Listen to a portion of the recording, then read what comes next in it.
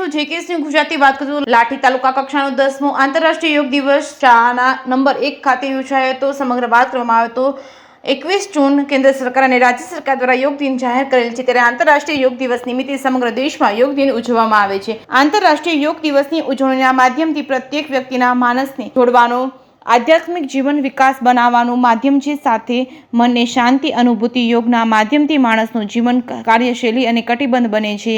લાઠીમાં યોગ દિવસની ઉજવણી કરાઈ હતી, જેમાં મહાનુભાવો તરફથી ઉદ્બોધન, વડાપ્રધાન અને મુખ્યમંત્રી દ્વારા લાઈવ ઉદ્બોધન સૌએ નિહાળ્યું હતું. ત્યારબાદ યોગ શિક્ષક દ્વારા ઉપસ્થિત મહાનુભાવો અને પોલીસ સ્ટાફ તેમજ હોમગાર્ડ જવાન તેમજ શિક્ષક સ્ટાફ તેમજ અલગ અલગ યોગ કરી શરીરના અંગોને જોડતા આસનોના માધ્યમથી યોગમાં તમામ મહાનુભાવો સ્વચ્છ બની કાર્યક્રમમાં અંતમાં રાષ્ટ્રીય ગીત સાથે સમાપન કર્યું હતું. જેકેએસની ગુજરાતી સાથે વિશાલ ડોડિયા, લાઠી.